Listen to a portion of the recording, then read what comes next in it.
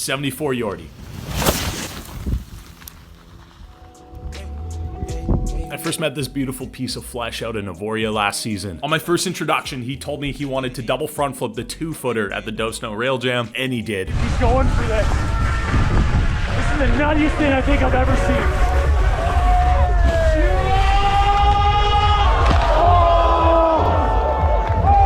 Walks away, what? Come here. And what's nuts is this type of behavior was completely normal for the guy. If you've scrolled his Insta, you'll see it's just littered with some of the biggest sends I've seen in skiing.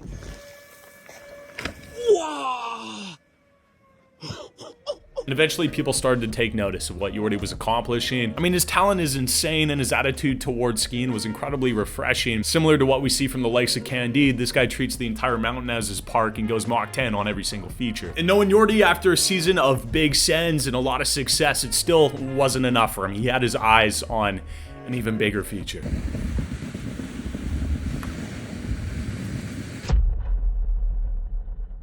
Man, it is so hard to appreciate the true size of that jump, but it is friggin' massive. He gave her the name Malaysia, salted the in-run for some extra speed, took one test hit, and then decided to take it full send. Whoa! Whoa! Whoa!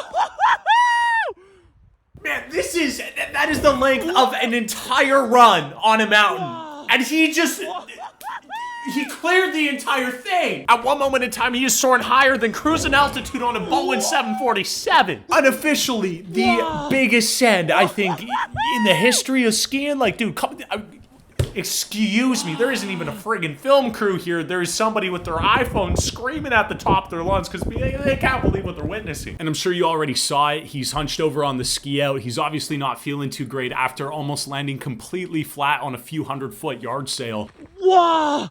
What did you end up breaking? I broke the sternums on the impact, but I broke the sternum 3 times before. And the vertebra is the L1. It's, comment on dit tasser? When you smashed.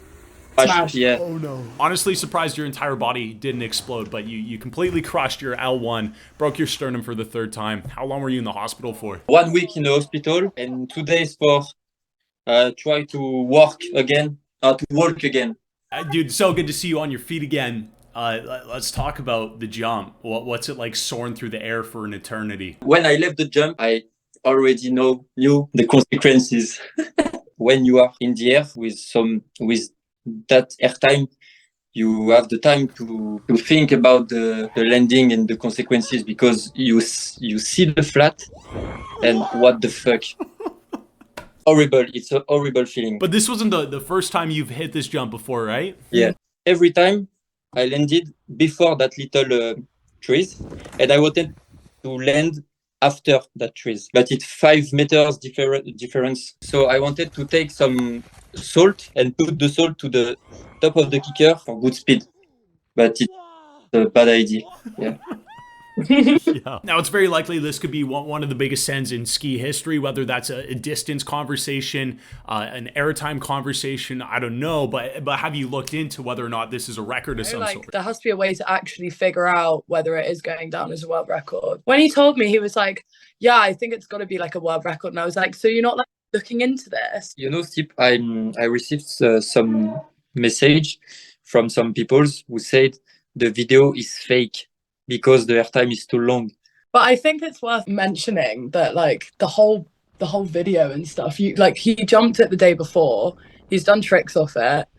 The whole video and like not actually having someone there to prove that you did it is like kind of what you're about, no? Like that's your whole thing is that you're just doing it because you want to send as big as you can, not because you're trying to like prove yourself to anyone else, you know? That's like the core of freestyle. It's not like I'm gonna pre-plan and have a measure there and I'm gonna do this and that. Like the fact that it was just one shot on an iPhone and there was no like man. Yeah. Like, you just did it. It wasn't a big thing. You just went for it. Yeah, I mean, Jordy, an absolute legend on and off the skis. Also, a big thanks to Laura for helping us translate. Jordy only began studying English this year, so crazy to see how far his linguistic ability has come, and obviously how far his skiing has come. There will never be another Marc-Andre Leclerc, but if you've ever seen the movie The Alpinist, Jordy gives off a very, very similar vibe. The fact that he throws all these stunts, these sends, man, and does it without a need for recognition or need for sharing it across socials, I have such